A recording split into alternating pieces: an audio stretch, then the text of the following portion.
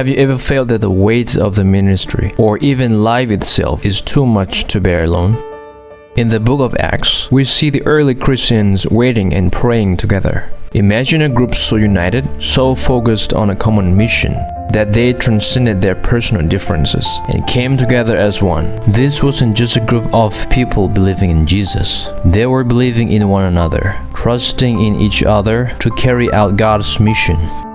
Let us explore why the unity was so necessary and why it matters for us today.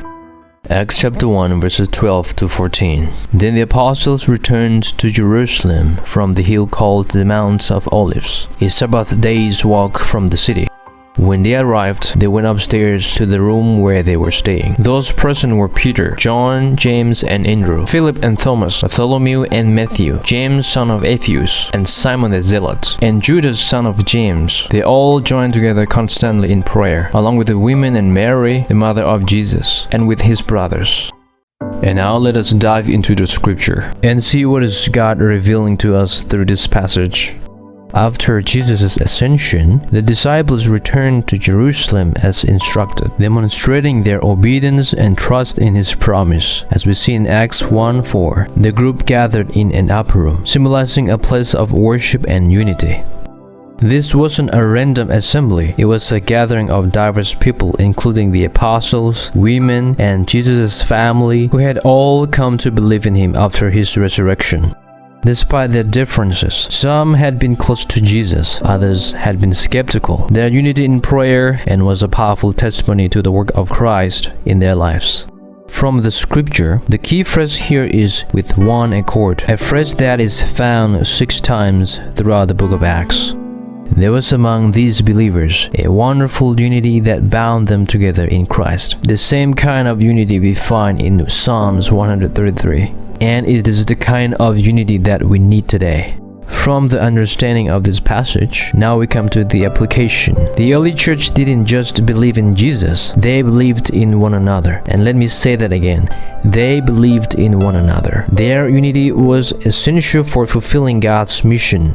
As they waited for the Holy Spirit, they weren't just praying alone. They were interceding for each other and standing together as a family in Christ.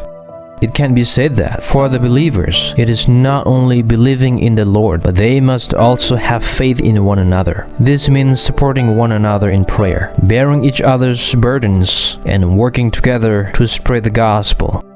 In a world that often divides us, the church must be a community that believes in each other, not just in our personal faith, but in our collective mission as well. To take away, today we can apply this by actively seeking to build trust within our communities, whether in local churches, families, or small groups, because we believe that it is through our faith in each other that we become stronger and more effective in serving God and reaching the world. The question to remind all of us: could our faith in one another be the missing link to stronger communities and more effective service to God?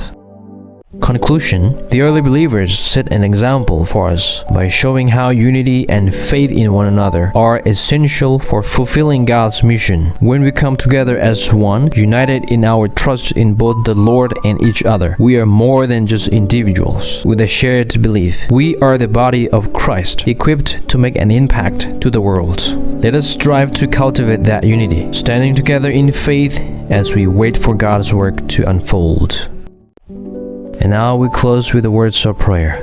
Lord, we thank you for the example of the early church and the unity they displayed in their faith. Please help us to follow their lead, not only in our faith in you, but also in our faith in one another. May we stand together in love and support as one body, working together to fulfill the mission you have given us. Strengthen our bonds, Lord, and guide us in our shared pursuit of your kingdom. We ask this in Jesus' name. Amen.